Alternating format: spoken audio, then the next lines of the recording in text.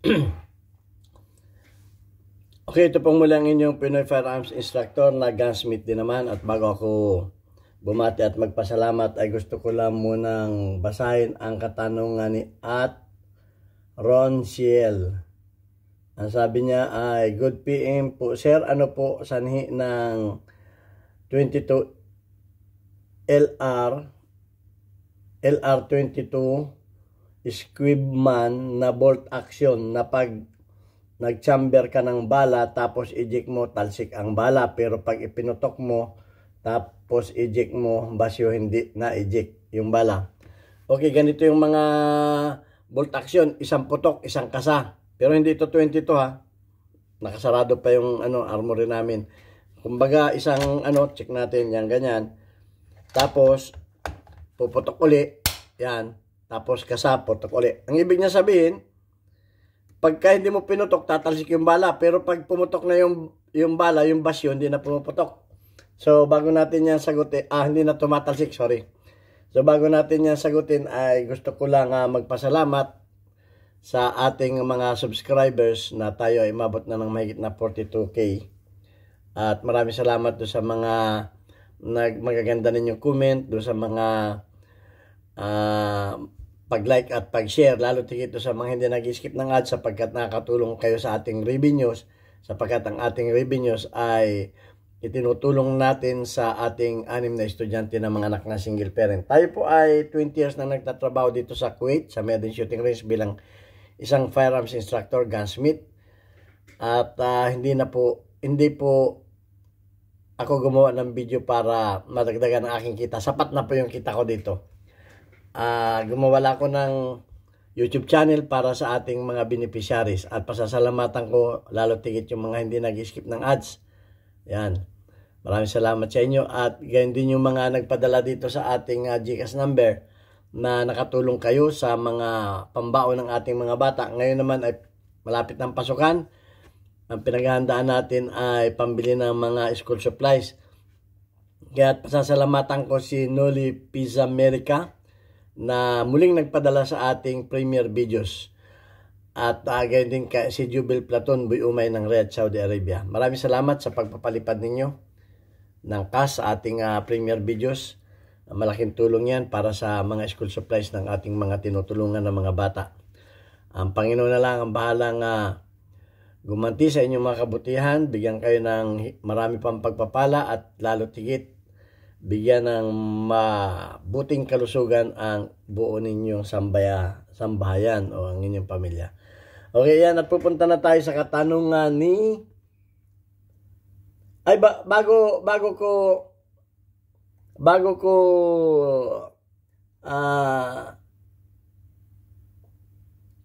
okay, hindi ko na muna sasagutin yung mga basher natin. Pampaabala yan. Okay, so, ayan, at direkta na tayo sa ating katanungan kasi may mga basher tayo. Huwag na natin pansinin yan. Okay, yung mga bolt action, lalo tigit sa mga 22 ay napaka-importante ang chamber. Ito yung chamber. Ito yung pinapasukan ng bala. Okay. Pag ang inyong chamber ay lumuwang na, diyan na nagkakamero ng problema. Okay, bakit kanyo? Ang nangyayari kasi pag lumuwang na itong chamber na ito, ang basyo ng ang basyo ng 22 ay napakanipis. Napakanipis, tanda natin. At pag lumuwang na yung chamber niya, lalo na kung itong bukana dito ang lumuwang na, ang nangyayari yung kanyang basyo, empty shell ay umi-expand lalo dito sa may puwit na ganito, dito sa may ay diyan nakaganon yung kanyang extractor.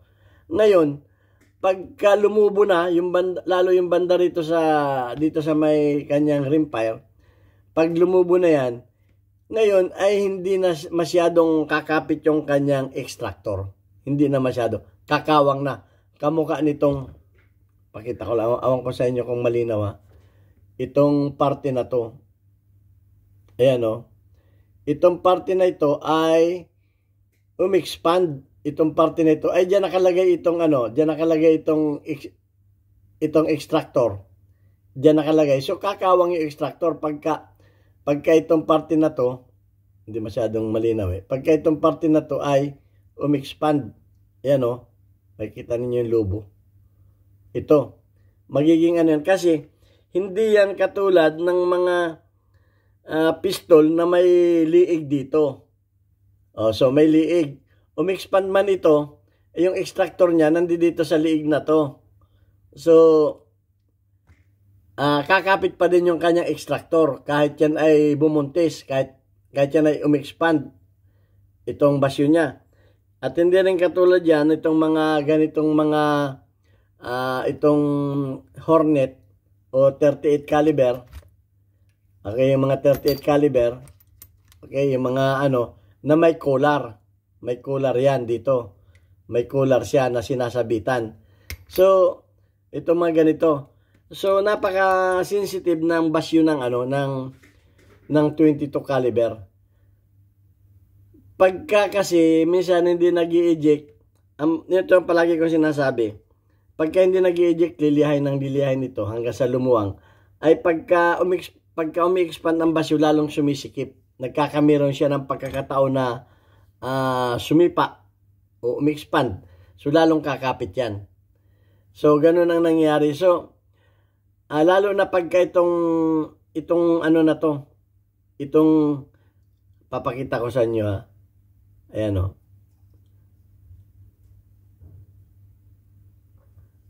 Pagka yung tapat ng extractor ay lumubo na, hindi nakakapit ng ganun.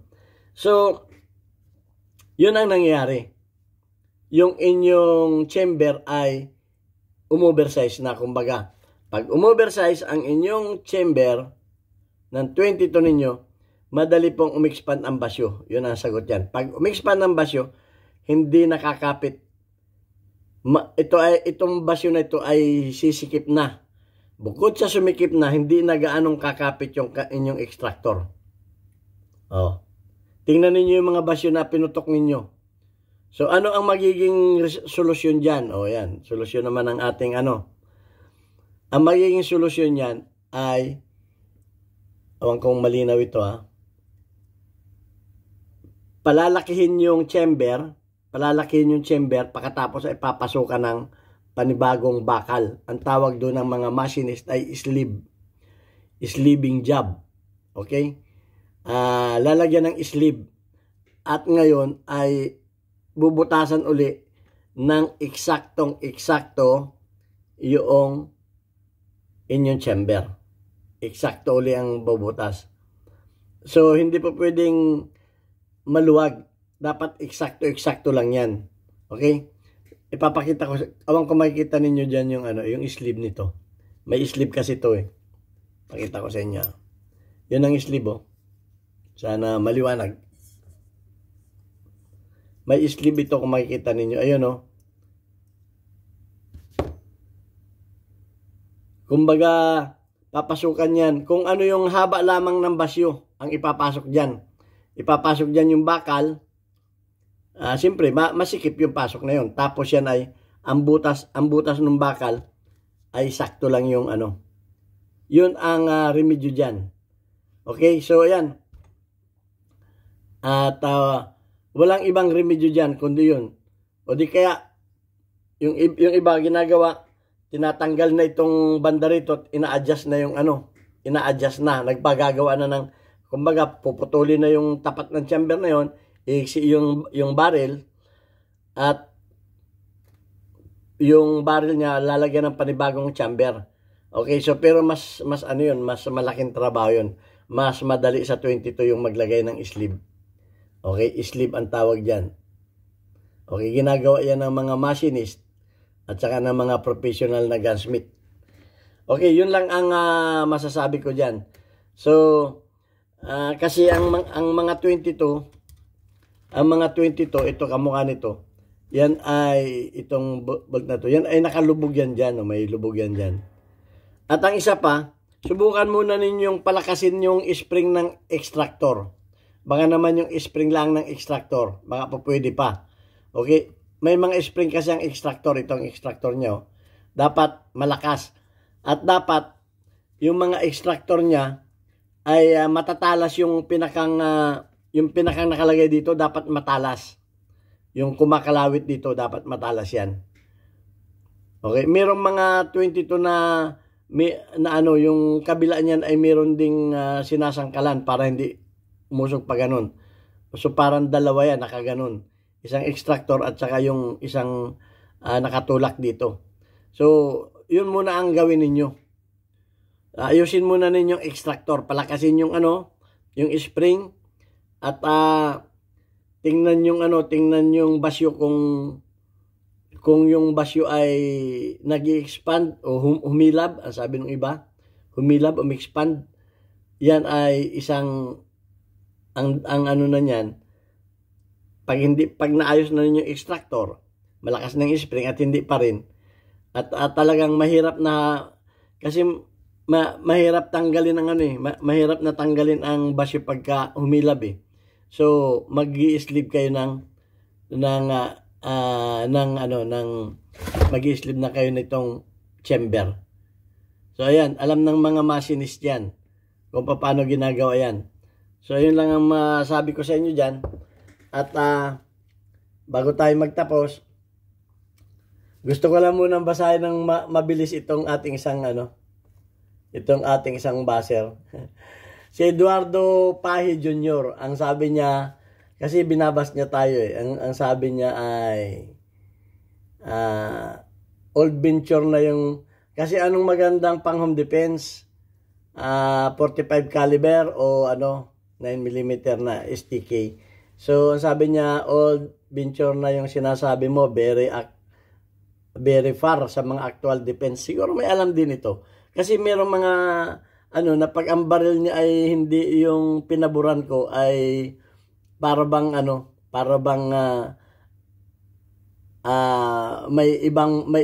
para bang ipagtatanggol niya talaga yung baril niya. So, sabi pa niya, sir, given na yung license, yung sinasabi mong pang self-defense, wag mo nang pakialaman ang paggamit ng firearms, hindi ka naman abogado, mag-aral ka muna ng batas. Huwag kang paliwanag ng lawful aggression. So, okay, hindi ko napapatulan yan. Marami pa siyang sinasabi. Sabi niya, sir, lahat ng firearms pwede mong gamitin niya pang self-defense, some defense, etc. But, sir, to defend yourself, depending your situation, dictates. So, ano ang dahilan bakit 1911 ang magandang gamitin ng pang self-defense? Hindi ko napapatulan yan kasi hindi 1911 yung baril niya. Kahit paanong paliwanag natin yan tungkol sa 1911, hindi yan maniniwala kasi nga hindi yun ang baril niya. Merong mga tao na ganun, pag hindi yung baril niya ang binigyan natin ng pabor, matutuwa lamang yan kung yung baril niya ang binigyan natin ng pabor. May mga ganun tao. So hindi ko na yan. Pero gusto ko lamang kasi yung mga nag-aano sa akin, yung mga nagre-react na ganyan, tinitingnan ko yung mga profile nila. Tinitingnan ko. So, ayaw ko namang mag-ano ng mga tao, ayaw ko yung magmataas sa mga tao. So, tinignan ko na yung mga profile. Tinitingnan ko rin kung abogado ba siya, kung ano ba siya. So, ayaw kong magsabi na kung ano man siya. Hindi ko ugali yun. Pero ang pasasagutin na lamang natin kay Eduardo Pahi Jr. ay yung isang eksperto. Tinignan ko yung nito, yung kanyang profile. Siya ay isang military sa US. Pero parang retired siya na military sa US. Nag-serve siya sa mga marami siyang karanasan sa baril. So ito yung kinabibiliban ko. At pagdating sa baril, tinitingnan ko rin yung mga alam niya sa baril kasi pag may mga comment, tinitingnan ko talaga kung ano ba ang sitwasyon nito sa buhay. Ang sitwasyon nito, bakit ito nakakapag-comment ng ganito, bakit nakakapag-comment ng ganyan. At meron din talagang mga nagko-comment na talagang sinasaluduhan ko. So babasahin ko lamang yung comment ng isa nating kababayan sa Amerika na nag-serve sa Sandatahang Lakas ng Amerika. Okay, so apakalaki ang experience ito. Ako hindi ako nag-serve sa kaya ang sabi naman niya, isang pareho lamang yung ano, yung kanilang ano, yung kanilang kinoment na title ay isa lang. So ang sabi naman ni Noli, ni Noy Peace America, si Noli, ito yung ano naman niya. Sa kabila ng mga bas na sa atin, ang sabi naman niya ay, so nice topic and great presentation. I agree, dapat kilala natin yung baril natin, alam gamitin at nasa kondisyon lagi. Maski 45 ACP or 9mm, 1911 or Glock, STK, kung anong meron ka, pwede na yun. Revolvers are also great option. Lahat ng bagay may pros and cons. I am 1911 fans. So I am biased towards 1911s and 45 ACPs. If you like 9mm and you are Glock fan, I heard that STK 100 Ultra has a lot to offer. It's generation Gen 3 Glock, Generation 3 Glock 17 inspired design but has an aluminum frame with 1911 grip angle and the slide optics ready for red dots. It's also Glock magazine compatible. I read a lot positive reviews of articles from credible sources claiming that it shoots better than Glock and the retail price is pretty reasonable and it's made in my beloved home country Philippines. So yan ang mga nakakabilib na ano. So inaano ko sa inyo na magbasa rin kayo ng mga ano, ng mga comments sapagkat marami tayong bagaman merong hindi bumibilib sa akin, hindi ko inaano na hindi kayo bumilib sa akin. Meron pa talagang ang gusto ko sa magko-comment kung ano, mag-share kayo kamukha ni Noli Peace America at isa pa rin si MJFM J45 na inano rin niya yung comment ni Bel ni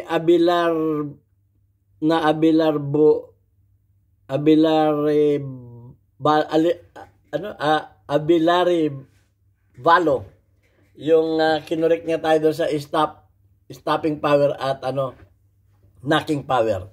So sinagot naman ni MJ ng napakatama, correct din. So ang dami natin talagang magagaling na na mga nagko-comment.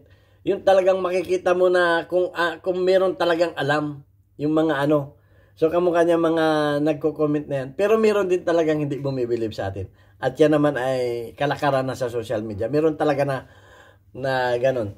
So yung Eduardo Pahi Jr., basahin mo rin magbasa ka rin ng ibang comment. Okay, hindi ko naman inaano kung ibas mo ako kung ano man. So ganun lang, ang punto ko lang dito, magbasa rin kayo ng comment ng iba dahil apakarami din talaga na mas marurunong pa sa akin. Hindi ko mo YouTube channel ko na yan, ako na ang pinakang marunong. Ang dami pang nadadagdag na kaalaman sa mga comment section natin.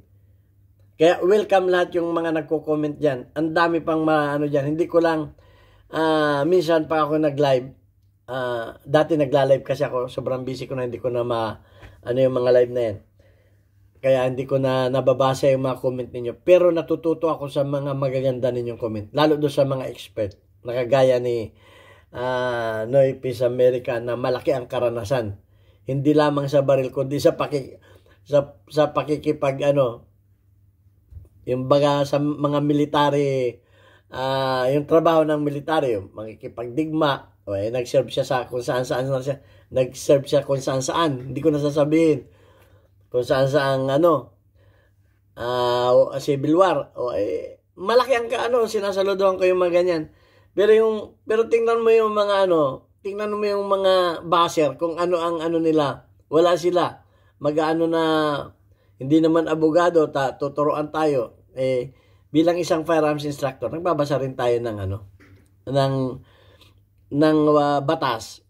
At kaya nga sinasabi ko na hindi ko mo tayo ay napaaway hindi ko mo lahat ng away ay self-defense ang babagsakan. Okay? Hindi lahat ng away, yun ang sinasabi ko dun sa unlawful aggression. Hindi pag tayo napaaway, ay tingnan natin yung sitwasyon dun sa tatlong element. So, kaya ako nagbibigay ng ganitong turo kasi maraming nagkakamali dun sa basta napaaway ka, patayin mo na kagad. Hindi po yun ang solusyon. Mahirap na pag nasa korte na. Awang ko lamang kay Eduardo Pahi kung pagdating sa korte ay hindi siya mapai. 2 beses akong humarap sa korte pero ako ay naabsulto. Kaya pinag-aralan ko yung batas tungkol sa paghawak at paggamit ng baril. 2 beses ako na pero acquitted ako lahat. So, dapat talaga may alam din tayo na ganun. So, kung ano man ang hindi man bumibilib sa atin yung iba, so be it. Ganyan talang social media. Pero ang ko lang sa inyo, basahin ninyo yung comment ng iba. At talagang nakukompleto. Kumbaga yung kulang na ingredients ng ating ginawa ay nakukompleto, lalong sumasarap at lalong tugma. Okay, so maraming salamat sa inyo. Isa pa rin yung mga comment ni Alfredo Isidro. Magaganda pa rin yan. Ang dami niya. At minsan yan ay gagawan ko ng videos. Okay, thank you very much. God bless us all. Mag-ingat po tayo. Panatilihing kalmado, malamig ang ulo para iwas gulo. Hanggang sa muli nating video. Ito ang inyong Pinoy Panams Instructor. God bless us all.